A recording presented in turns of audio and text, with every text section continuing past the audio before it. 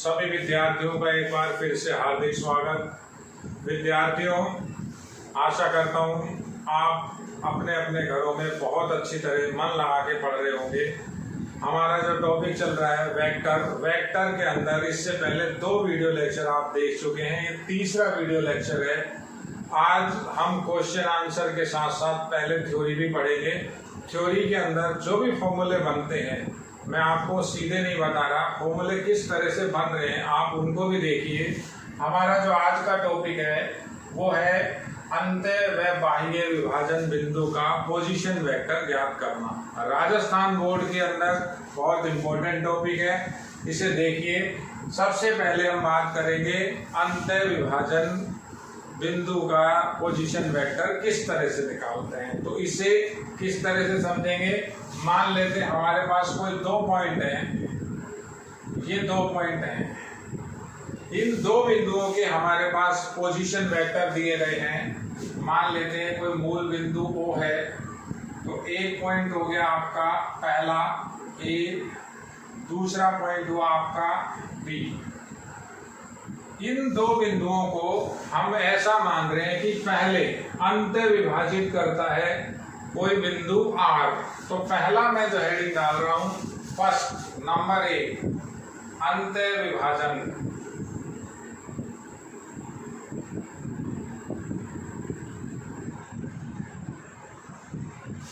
मान लिया कोई बिंदु R है, ये इन दोनों को अंत्य विभाजित करता है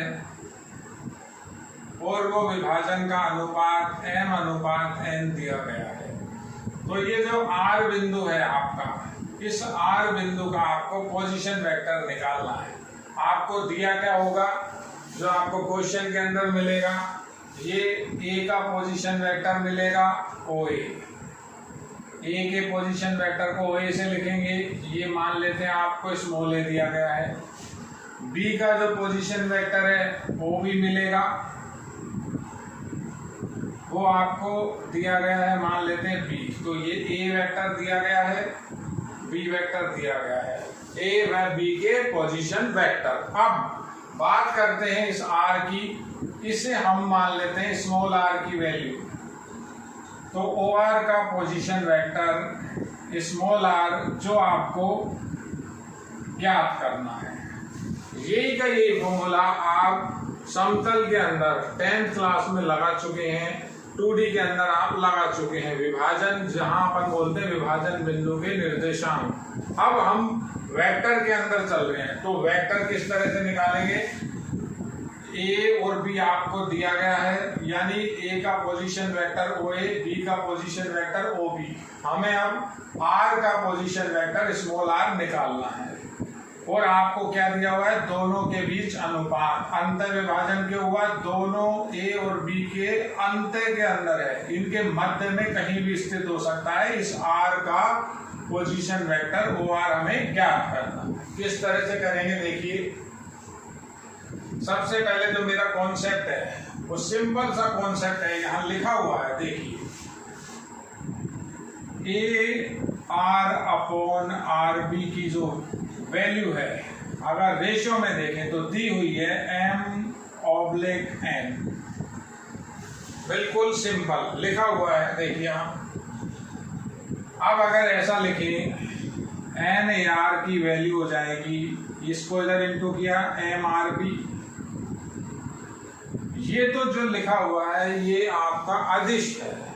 अब इसे अपन वेक्टर फॉर्म में कन्वर्ट करेंगे। कैसे करेंगे, मैंने आपको पहले वीडियो लेक्चर में ऐसा बताया हुआ है।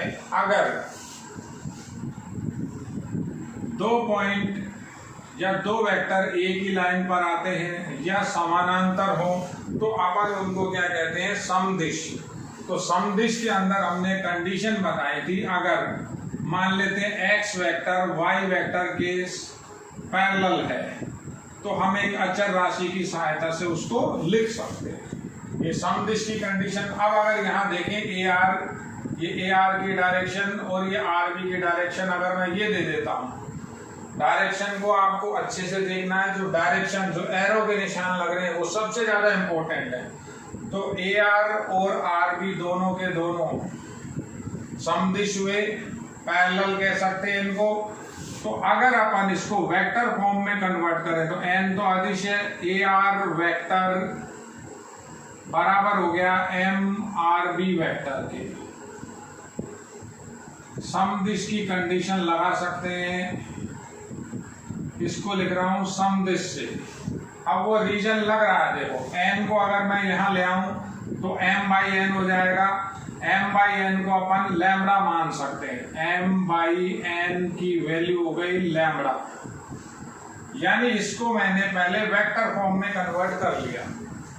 अब किस तरह से करेंगे देखिए, n equals to n, AR को क्या लिखेंगे, AR को अपन लिखेंगे OR vector minus OA vector. ये मैं आपको पहले बता चुका हूं, किसी भी वेक्टर को जैसे लिखा हुआ है AR वेक्टर तो क्या लिख सकते हैं OR माइनस OA। कॉन्सेप्ट क्या था, कॉन्सेप्ट आप यहाँ देखिए, जैसे ये लिखा हुआ है LM वेक्टर, तो LM वेक्टर को मैं ऐसा लिख सकता हूं, M का पोजीशन वेक्टर माइनस L का पोजीशन वेक्टर। तो LM वेक्टर को अपन क्या लिखते हैं, M का पोजीशन वेक्टर O के सापेक्ष OM वेक्टर हो जाएगा, माइनस L का पोजीशन वेक्टर OL वेक्टर हो जाएगा। ये एक अपने पास जनरल फॉर्मूला है, इसको अपन कहीं भी अप्लाई कर सकते हैं। इसी तरह से मैंने ये लिखा है AR वेक्टर की वैल्यू इक्वल्स टू M ऐसा कैसा, RB वेक्टर को लिखेंगे OB vector minus OR vector. अब मैंने इनके स्मॉल लेटर में नाम माने हुए हैं। OA वेक्टर को अपन ने A वेक्टर बता रखा है, OB वेक्टर को अपन ने B वेक्टर बता रखा है, OR वेक्टर को अपन ने स्मॉल r वेक्टर बता रखा है। तो वैल्यू रखें तो n ये आया R vector minus A vector equals to M B vector minus R vector. देखिए अगली लाइन के अंदर NA वेक्टर इंटू कर रहे हैं simple NB vector minus MR vector. देखिए अब जो R वाली टर्म है एक साइड में लेकर के जा रहा हूं और बाकी की टर्म एक साइड में लेके जा रहा हूं। यहां देखिए अब इसके आगे बहुत इंपॉर्टेंट है, बोर्ड के लिए इस पे क्वेश्चन बनता है, लेकिन फॉर्मूले आपको समझने पड़ेंगे। तो मैं इसको ऐसे लिख सकता हूं MR vector plus NR vector. देखिए MR को उधर ले आया, इसको उधर ले जाएं तो ये आता है MB vector plus NA vector. यहां से R वेक्टर कॉमन आ जाएगा, ये दोनों के दोनों अदिश वहीं के वहीं रहेंगे। अदिश R vector M plus N equals to MB vector plus NA vector. तो R वेक्टर की जो वैल्यू है वो हमारे पास क्या आएगी, MB vector plus NA vector upon M plus N। R vector यानी OA का ये R कैपिटल R का पोजीशन वेक्टर OR, ये हमारे पास एक फॉर्मूला बना है। अब सबसे इंपॉर्टेंट बात जो मैं आपको कह रहा हूं, आपको इस फॉर्मूले को याद नहीं करना है, किस तरह से लगाना है अभी मैं आपको क्वेश्चन बताऊंगा, आप इसको समझिए। यही का यही काम आपने 10th क्लास में किया है। 10th क्लास में भी आपने दो बिंदुओं को विभाजित करने वाले तीसरे बिंदु के निर्देशांक निकाले थे, उसी पैटर्न पे ये है पहली बार। अब इसी में मैं एक केस बना रहा हूं, मैं थोड़ा सा उधर से हटा रहा हूं। केस क्या है अगला,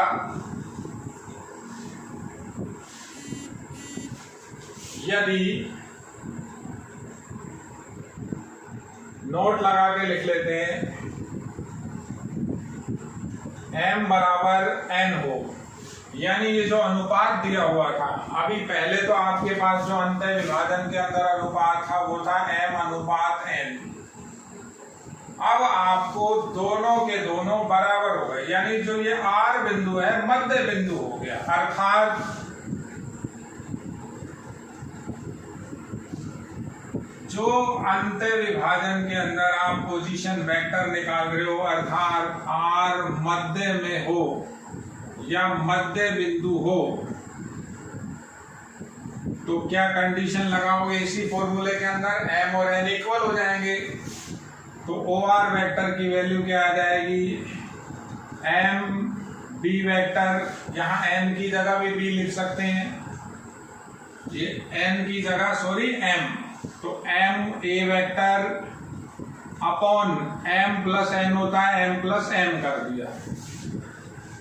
तो क्या हुआ, m से m कटा, b vector plus a vector upon 1 plus 1, तो OR की जो पोजीशन आएगी वो आएगी a प्लस b दोनों वेक्टर का एडिशन डिवाइडेड बाय 2।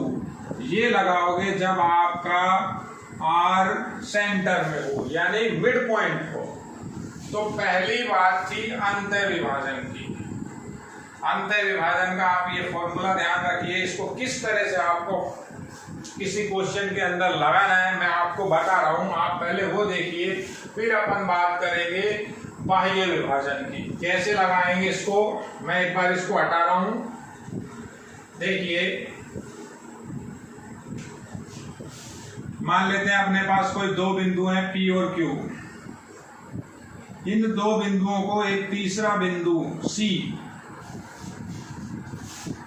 2/5 2:5 में अंतः विभाजित करता है। तो ये तो उसका आपका बनेगा डायग्राम। देखिए ये O हो गया, ये OP का पोजीशन वेक्टर आपको मिलेगा, मान लेते हैं अल्फा वेक्टर है। OQ का पोजीशन वेक्टर मिलेगा आपको, मान लेते हैं बीटा वेक्टर है। आपसे OC का पोजीशन वेक्टर पूछेगा, मान लेते हैं ये T वेक्टर है। तो किस तरह से आपको कैलकुलेशन करनी है, ये फॉर्मूले को याद नहीं करना है, कैसे लगाओगे आप लिखोगे, ये डायग्राम बनेगा compulsory. T vector equals to, T vector को कैसे लिखोगे, इस दो को तो इस बीटा से मल्टीप्लाई कराओगे, तो ऐसा लिखोगे 2 बीटा वेक्टर प्लस इस 5 को इधर मल्टीप्लाई कराओगे 5 अल्फा वेक्टर अपॉन 2 प्लस 5। ये आपको इस T का यानी C का जो पोजीशन वेक्टर है जिसको हमने T माना हुआ है वो आपको ऐसे मिलेगा। देखिए ये का ये फॉर्मूला यहाँ लिखा हुआ है, सेम का सेम वही फॉर्मूला है। इसको देखिए OR इक्वल्स टू MB, ये M का इधर गुणा किया है B से, N का इधर A से इंटू किया है। तो इसे याद नहीं रखना, आपको डायग्राम को समझना है, डायग्राम किस तरह से बना था, क्योंकि डेरिवेशन हमारे क्वेश्चन को करने से पहले डेरिवेशन नहीं करते, हमें फॉर्मूले समझने पड़ेंगे किस तरह से आए, जैसे उसको मैंने इस छोटे से क्वेश्चन के अंदर अप्लाई किया है कि अगर T वेक्टर आपसे पूछता है, T वेक्टर की वैल्यू जो 2:5 में विभाजित करता है, तो आप उसको ऐसे निकालोगे। ये तो बात है आपकी अंतर विभाजन की। अब बात करेंगे अपन बाह्य विभाजन की। अंतर विभाजन में अभी क्या हो रहा था, ये A और B को R बिंदु अंतर विभाजित कर रहा है, यानी इंटरनल डिवाइड कर रहा है, उस A और B के अंदर कहीं भी स्थित हो सकता है। अब क्या होगा, ये जो R बिंदु होगा इस AB के बाहर आएगा। अभी मैं उसको भी आपको बता रहा हूं, उसका भी फॉर्मूला बनाएंगे। अंतर कितना सा आएगा, जैसे आपने 10th में पढ़ा है, 10th में आपको ऐसा बता रखा है कि अंतर विभाजन में प्लस, बाह्य विभाजन में माइनस। तो वो माइनस क्यों होगा, अपन उसको देखेंगे कि वहां माइनस क्यों आता है। तो एक बार आप इसे देखिए, उसके बाद मैं आपको बता रहा हूं बाह्य विभाजन का पोजीशन वेक्टर। देखिए अब बात करते हैं अपन बाह्य विभाजन की। अभी इससे पहले आपने अंतर विभाजन पढ़ा, अंतर विभाजन का मैं एक बार आपको डायग्राम दोबारा बता रहा हूँ। कारण क्या है, मुझे इन दोनों को कंपेयर कराना है। अंतर विभाजन में हमने ये डायग्राम बनाया था, ये डायग्राम है अपना अंतर विभाजन का, ये M पॉइंट है, ये N है, यानी M/N में विभाजित, ये R, ये A, ये B, ये O। देखिए ये अंतर विभाजित किया था, मेरे पास ये ए वेक्टर, ये आर वेक्टर और ये बी वेक्टर।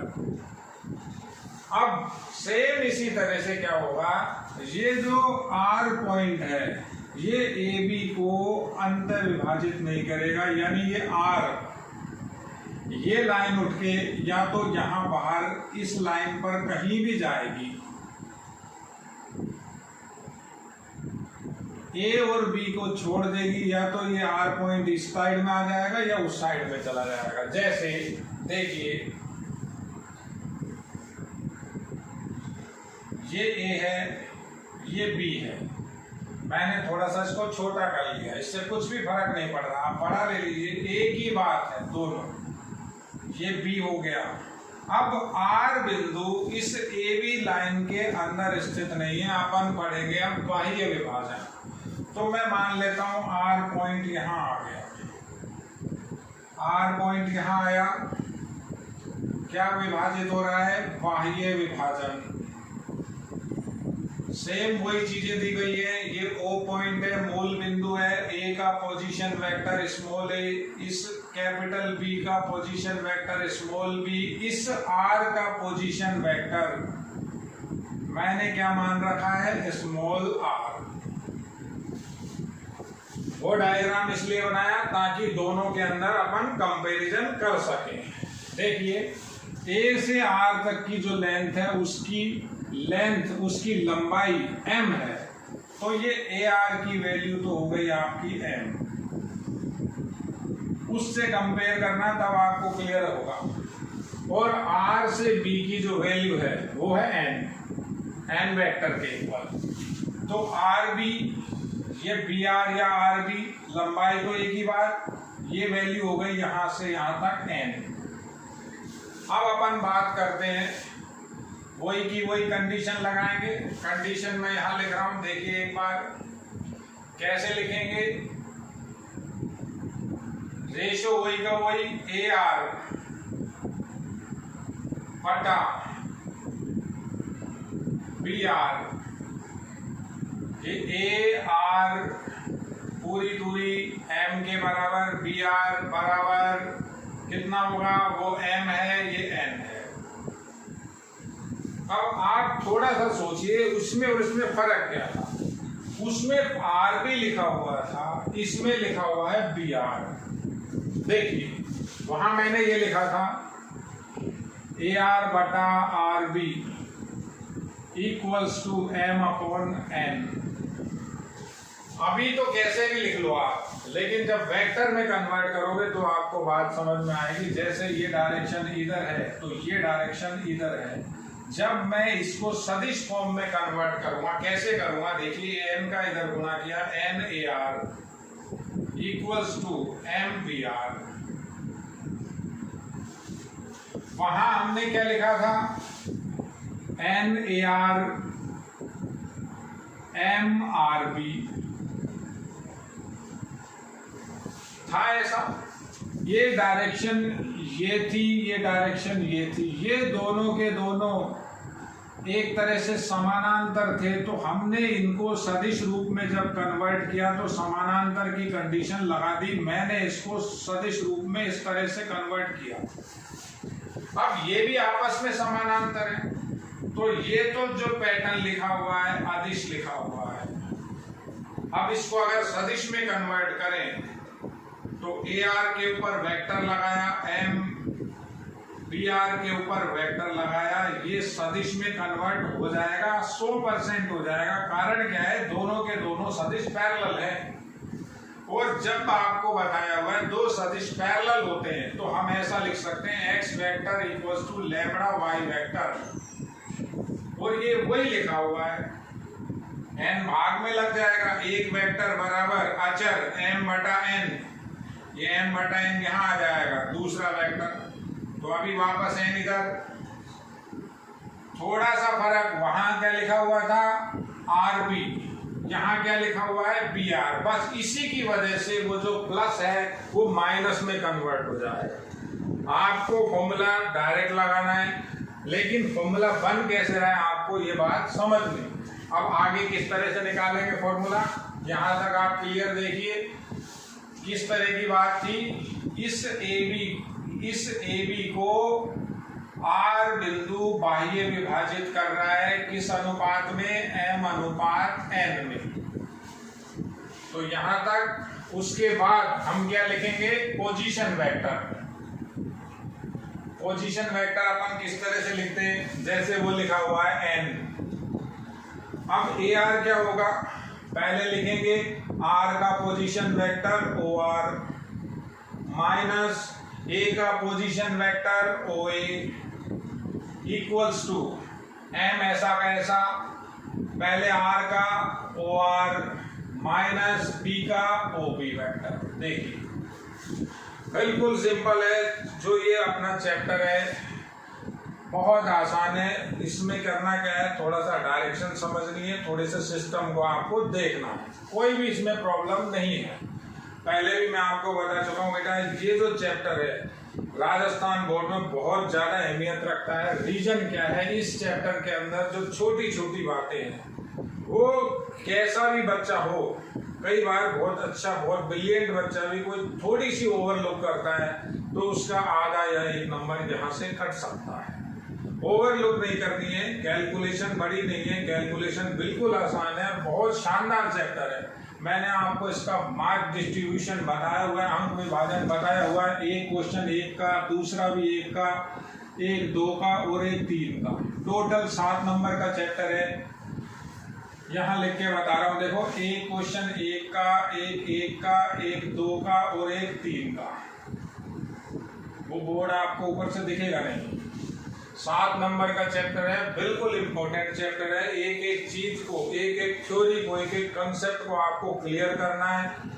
बहुत आसान भी है, लेकिन तभी जब आप उन चीजों को समझोगे। सूत्र अगर कोई आ रहा है तो सूत्र को याद तो रखना ही है, लेकिन ये भी आप कोशिश कीजिए कि बेटा उस सूत्र बना कैसे, उस सूत्र की अहमियत को समझिए।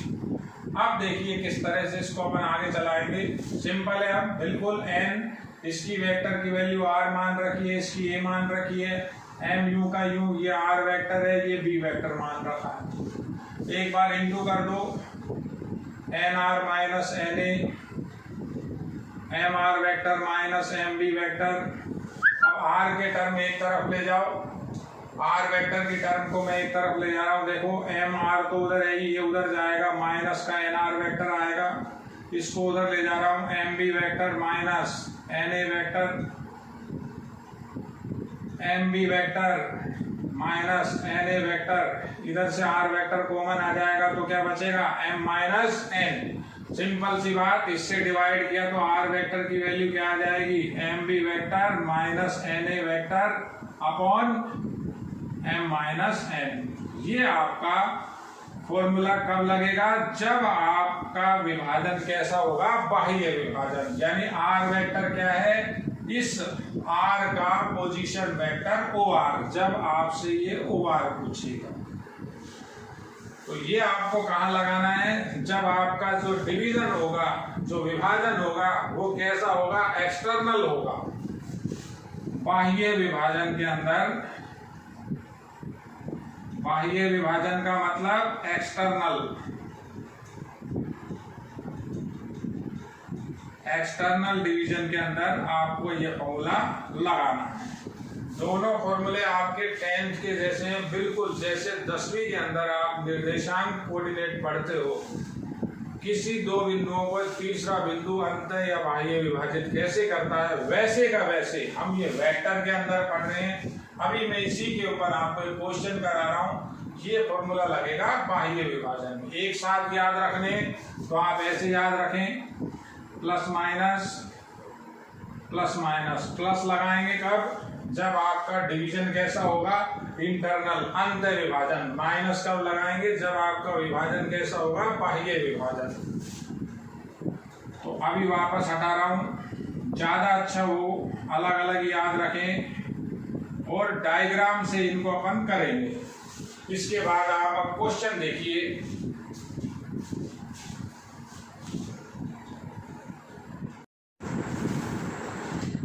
देखिए बच्चों, क्वेश्चन नंबर 5। इससे पहले जो आपको थ्योरी बताई है उसी के ऊपर क्वेश्चन है। किस तरह से क्वेश्चन है देखिए आप, दो बिंदु दिए गए हैं, कहता है इनको मिलाने वाली रेखा को 2:1 में विभाजित करने वाले अंतः और बाह्य विभाजित करने वाले बिंदुओं के पोजीशन वेक्टर ज्ञात कीजिए। अब सबसे पहले आपको ये समझना होगा जो बिंदु दे रखे हैं वो किस तरह से दे रखे हैं, किस फॉर्म में दे रखे हैं। मैं आपको समझा रहा हूँ। देखिए, पहला काम कोशिश ये कीजिए कि जो गणित के क्वेश्चंस आप करें, अगर उनमें गुंजाइश है डायग्राम बनाने की तो आप डायग्राम जरूर बनाइए। डायग्राम से काफ़ी चीज़ें क्लियर होती हैं। डायग्राम हमें कैसे बनाना है, लैंग्वेज हम बाद में लिखते हैं, पहले डायग्राम बनाते हैं। तो आप अपने राइट साइड में डायग्राम बनाइए। सॉल्यूशन किस तरह से कर रहे हैं देखिए आप, इस क्वेश्चन का जो सॉल्यूशन है उससे अच्छे से समझिए। ये बिंदु दोनों के दोनों आपको पोजीशन वेक्टर की फॉर्म में ही दे रखे हैं। यानी जो पहला P बिंदु है आपका, ये मान लेते हैं आपका P बिंदु है, और ये दूसरा आपका P पॉइंट हो गया, दूसरा पॉइंट है आपका Q। ये दोनों के दोनों पोजीशन वेक्टर हैं। यानी ये OP की वैल्यू है, यानी OP की वैल्यू आपको मिली हुई है। OP आपको दे रखा है, ऐसे आपको OQ दे रहा है, वेक्टर फॉर्म में दे रखा है। अगर पॉइंट फॉर्म में लिखोगे आप तो ऐसा लिखना पड़ेगा 1, ऐसा भी दे सकता था 2 और -1। 3D के अंदर चल रहा है, यानी ये जो पॉइंट है दोनों के दोनों स्पेस में है। Q पॉइंट क्या है आपका, Q पॉइंट आपको ऐसा भी लिख सकता था -1, 1 और 1। अब ये O से अपन दूसरे पॉइंट को मिलाएं, यानी आपको OP और OQ की वैल्यू दे रखी। तो मैं पहला क्वेश्चन आपको एक जनरल डायग्राम बना रहा हूँ। अंतः विभाजन की पहले बात कर लेते हैं। अंतः विभाजन जो आपको अभी सूत्र मैंने इससे पहले बताया है, उसको आपको प्रूव नहीं करना, उसको अप्लाई करना है विद डायग्राम के साथ। मान लेते हैं कि इन दोनों को मिलाने वाली रेखा, कह रहा है देखो P व Q को मिलाने वाली रेखा को 2:1 में, अब 2:1 ही हो गया। 2:1 ऊपर से नीचे लेना है, नीचे से ऊपर नहीं लेना। जहां से जहां P से Q की ओर है, पहले P दे रखा है तो P की तरफ, दूसरा Q है तो ऊपर से नीचे। अगर कह ले ये बिंदु हो, अगर P यहाँ लिखोगे, Q यहाँ लिखोगे तो 2 इधर 1 इधर, ये आपको ध्यान रखना पड़ेगा। इसको मान लेते हैं R बिंदु को विभाजित कर रहा है, तो आपसे ये OR वेक्टर की वैल्यू पूछ रहा है। OR वेक्टर बताओ। हम इसको क्या मान के काम कर रहे थे अब तक, स्मॉल r। अब रही बात लैंग्वेज की, तो हम ऐसा यहाँ लिख सकते हैं, हमें OR ज्ञात करना है, जो कि P व Q को 2:1 में अंतः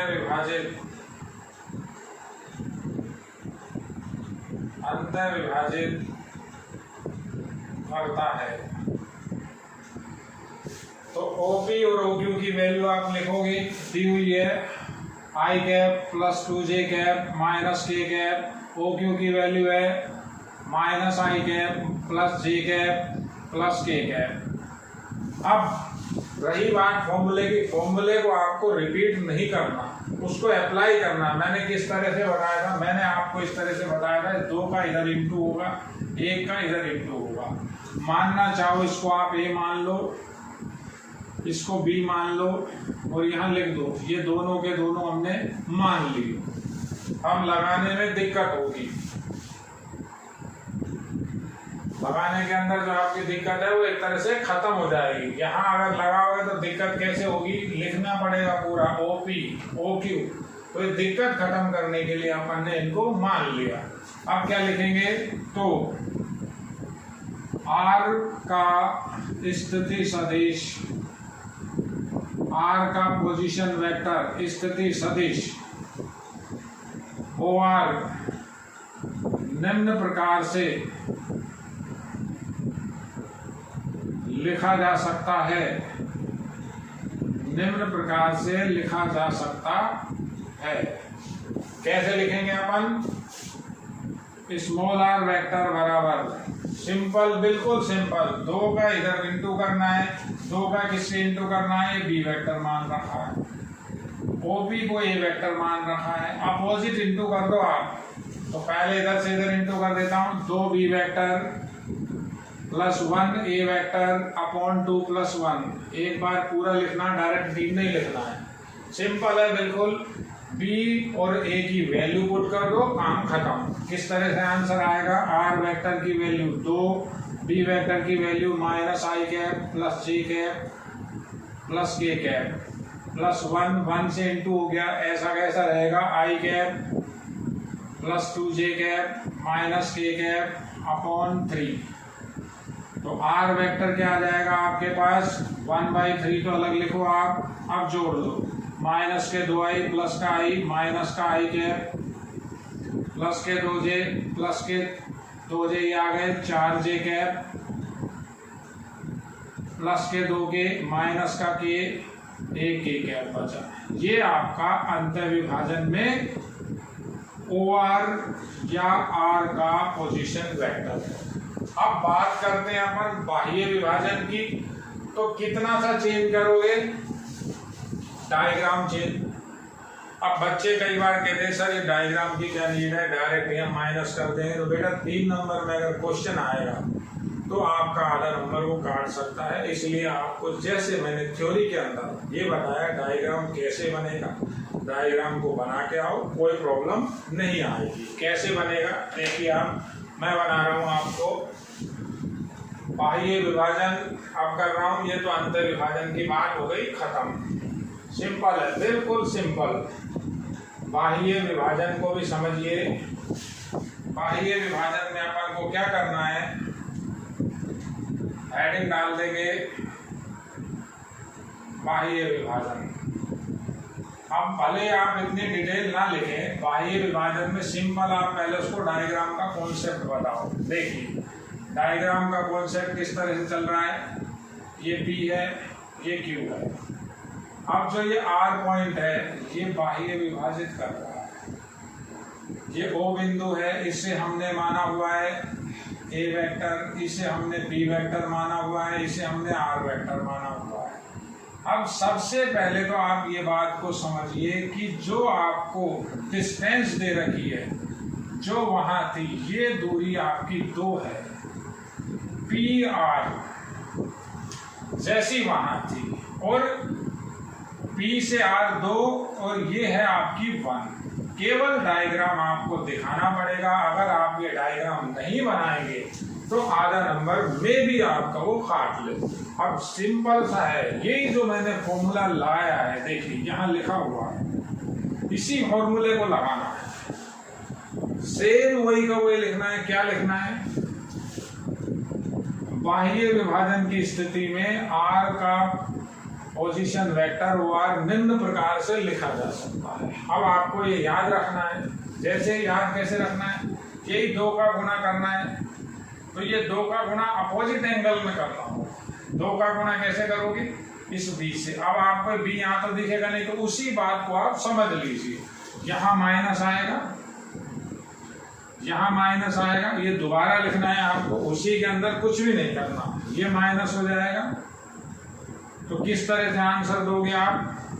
ये 2 माइनस 1 तो 1 हो गया, कैंसिल। तो OR की वैल्यू क्या आएगी? देखिए माइनस का 2j हो गया, माइनस का 1i हो रहा है, माइनस का हो गया आपका 3i है, माइनस का 3i है, प्लस के 2j और माइनस के 2j कैंसिल, प्लस के 2k और माइनस माइनस प्लस 1 और क्या आया? प्लस के 3k, प्लस का 3k।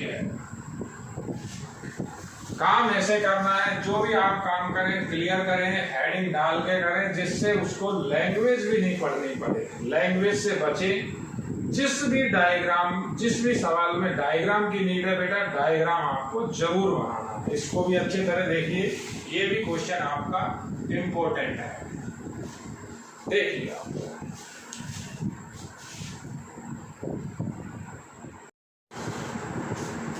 विद्यार्थियों, अब जो वेक्टर की सबसे मेन इम्पोर्टेंट बात है, अपन उस पर आते हैं, जहाँ से हमारे राजस्थान बोर्ड के अंदर क्वेश्चन आंसर आगे बनते हैं और जो चीज़ हमारे अगले चैप्टर से भी लिंक है वो है आपका दो सदिशों का गुणनफल। तो सबसे इम्पोर्टेंट है ये, इसको बहुत तरीके से देखना है आपको। इसके अंदर जितने भी आपके कंसेप्ट आएंगे, एक भी कंसेप्ट को, एक भी थ्योरी को आपको रट के काम नहीं करना है। कारण क्या है, अगर आपने वो चीज़ समझी हुई होगी तो आप 1 मिनट में उसको वहाँ कैलकुलेट भी कर लोगे, माइंड में लेकर के आओगे, कोई ना किसी फॉर्मूले से आप उसको जनरेट कर लोगे। अगर याद करने बैठ गए तो बेटा इसमें इतनी चीज़ें हैं, आप परेशान हो जाओगे। आप बायो के बच्चे के लिए तो हम लोग कहते हैं कि बेटा उन लोगों के ये चीज़ इतने काम की नहीं होती, तो उन्हें हम कह देते हैं, जैसे फिजिक्स के टीचर उनको पढ़ाते हैं, हालांकि उनको भी सारी चीज़ें वो बताते हैं, लेकिन फिर भी उनको कह देते हैं कि बेटा आप ये चीज़ याद रख लीजिए। लेकिन आप मैथ पढ़ रहे हो, टोटली मैथ का काम है, तो यहाँ आपको कंसेप्ट को देखना पड़ेगा, समझना पड़ेगा। टॉपिक है दो सदिशों का गुणनफल।